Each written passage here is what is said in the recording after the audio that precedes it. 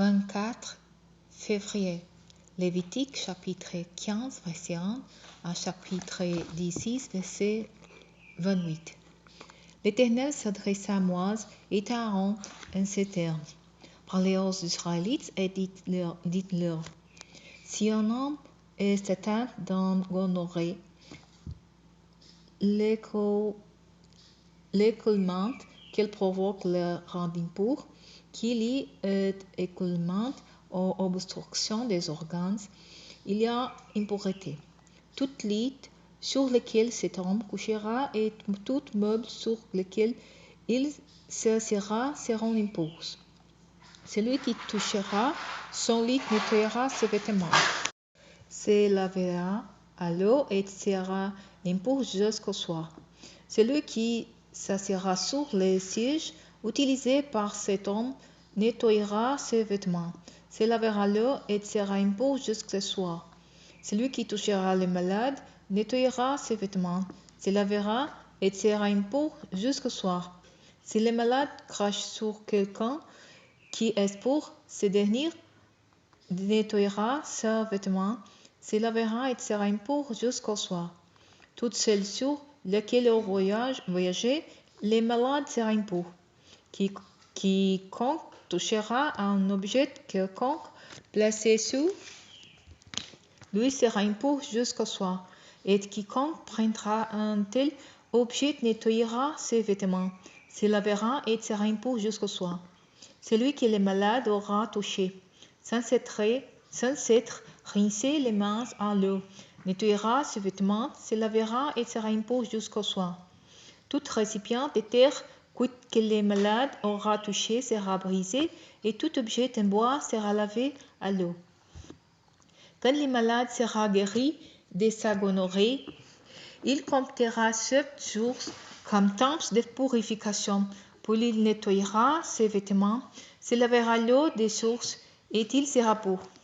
Le 8e jour, il prendra 12 tourterelles ou 12 pigeonneaux.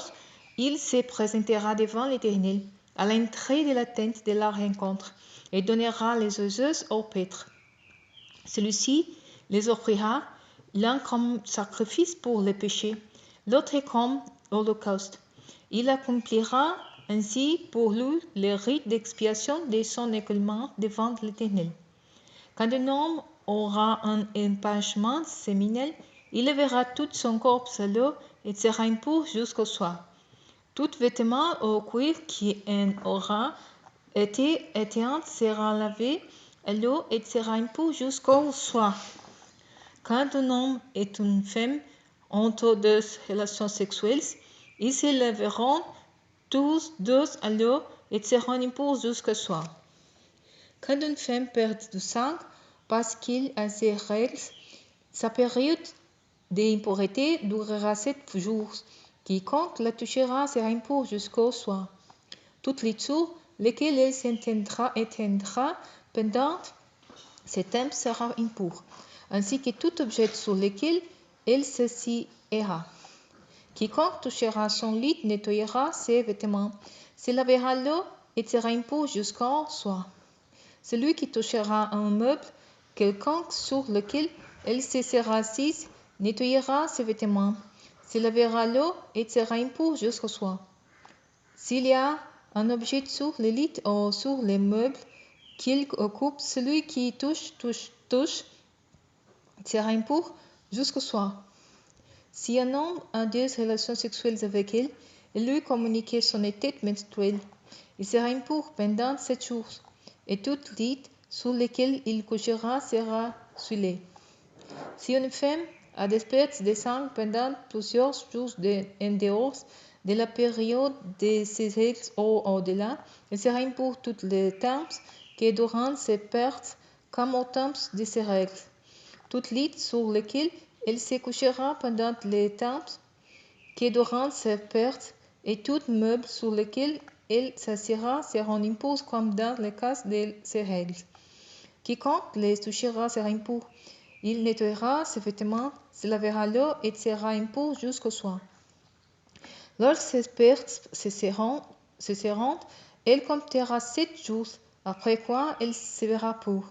Le 8e jour, il prendra 12 tourterelles ou 12 pigeons et les apportera au prêtre à l'entrée de la tente de la rencontre. Les prêtres offriront l'un d'eux comme sacrifice pour le péché et l'autre comme holocauste.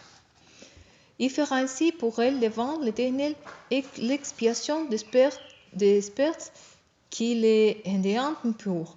C'est ainsi que vous tiendrez les Israélites à l'écart de ce qui pourrait les rendre rituellement impurs et les exposerait à être frappés de mort s'ils venaient à rendre impurs ma demeure qui est au milieu d'eux. Telle est la loi concernant celui qui a une gonorrhée ou un épanchement séminal et qui est ainsi rendu impur. Concernant la femme durant ces règles, toute personne, homme ou femme, atteinte d'un écoulement, et l'homme qui partage la couche d'une femme en état d'impureté. L'Éternel parla à Moïse après la mort des 2 fils d'Aaron qui périront lorsqu'ils se présenteront devant l'Éternel. Il lui dit, dis à ton frère Aaron qu'il n'est pas entré à tout moment dans le sanctuaire au-delà du voile, devant les propitiatoires qui reposent sur les coffres sacrés afin qu'il ne meure pas, car j'apparais dans la nuit au-dessus du propitiatoire. Voici de quelle manière Aaron pourra pénétrer dans le sanctuaire. Il prendra un jeune taureau pour les sacrifices pour le péché et un bélier pour l'holocauste. Il se revêtira d'une tunique sainte en lin. Il mettra sur lui des caleçons de lin, se ceindra d'une écharpe de lin et se coiffera d'un turban de lin. Il mettra ses vêtements sacrés après s'être lavé les courbes dans l'eau. L'assemblée des Israélites lui fournira 12 boucs pour le sacrifice pour le péché et un bélier pour l'holocauste. Aaron fera pour lui-même les taureaux du sacrifice pour le péché, et il fera l'expiation pour lui et pour sa famille. Puis il prendra les 12 boucs et les placera devant l'Éternel à l'entrée de la tente de la rencontre. Il tirera au sort pour savoir lequel des 12 sera destiné à être sacrifié à l'Éternel et lequel sera destiné à être un bouc émissaire. Il fera approcher les boucs que le sort aura attribués à l'Éternel et il offrira un sacrifice pour les péchés. Quant au bouc désigné par les sortes comme bouc émissaire, on le présentera vivant devant l'Éternel pour servir à l'expiation et pour être chassé comme bouc émissaire dans le désert. Aaron fera pour lui-même les taureaux du sacrifice pour les péchés afin de faire l'expiation pour lui-même et pour sa famille. Il immolera les taureaux de son sacrifice pour les péchés.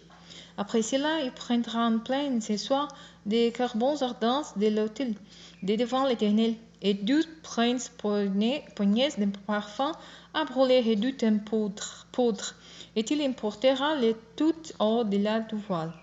Là, il répandra les parfums sur le feu devant l'Éternel, de sorte que les nuages de fumée couvrent les propitiatoires qui se trouvent au-dessus de l'acte de l'alliance. Ainsi, il ne mourra pas. Il prendra du sang du taureau et en fera aspersion avec son doigt sur le côté oriental du propitiatoire. Puis il en fera 7 fois aspersion devant le propitiatoire. Il immolera les boucs du sacrifice pour les péchés du peuple et en portera le sang au-delà du voile. Il procédera avec ce sang comme avec celui du taureau. Il en fera des aspersions sur les propitiatoires et devant lui. C'est ainsi qu'il accomplira les rites d'expiation pour purifier le sanctuaire de l'impureté et des désobéissances des Israélites, de toutes leurs fautes, quelle qu'en soit la nature. Il procédera de même pour la tente de la rencontre, qu'il demeure avec eux au milieu de leurs impuretés.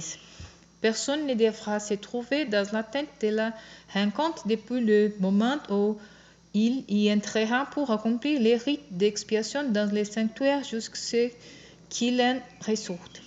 Il accomplira ces rites d'expiation pour lui-même, pour sa famille et pour toute l'assemblée d'Israël. Après cela, il sortira vers l'autel qui est devant l'Éternel et accomplira les rites d'expiation pour celui-ci. Il prendra du sang du taureau et du sang du bouc, et il en appliquera sur les cornes de l'autel tout autour. Puis avec son doigt, il fera 7 fois l'aspersion du sang sur l'autel. Il les purifiera ainsi des impuretés des Israélites et les consacrera. Quand il aura achevé les rites d'expiation pour les sanctuaires, pour la tente de la rencontre et pour l'autel, il fera amener le bouc vivant. Il posera ses douze mains sur la tête du bouc vivant et confessera sur lui toutes les désobéissances, tous les péchés, toutes les fautes des Israélites. Ainsi, il les fera passer sur la tête du bouc. Puis il fera chasser celui-ci au désert par un homme désigné pour cela. Le bouc importera sur lui tous leurs péchés dans un lieu à l'écart. On les chassera au désert. Aaron retournera dans la tente de la rencontre. Il ôtera les vêtements de lin qu'il avait mis pour pénétrer dans le sanctuaire et les disposera là.